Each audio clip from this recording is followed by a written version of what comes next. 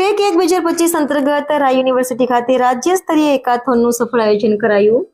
રાય university અમદાવાદની રાય school of engineering RAC દ્વારા tech 2025 રાજ્ય સ્તરીય હેકાથોનનું આયોજન કરવામાં આવ્યું હતું, જેમાં વિવિધ યુનિવર્સિટીઓના 135 થી વધુ વિદ્યાર્થીઓએ ઉત્સાહપૂર્વક ભાગ લીધો હતો. કાર્યક્રમમાં ભાગ લેનારાઓએ સામાજિક ઉન્નતિ, ઉભરતી ટેકનોલોજી, ઉદ્યોગ ઉકેલો અને સર્જનાત્મકતા, નવીનતા જેવા વિષયો પર આધારિત 350 થી વધુ સમસ્યા નિવેદનો માટે નવીન ઉકેલો રજૂ કર્યા હતા.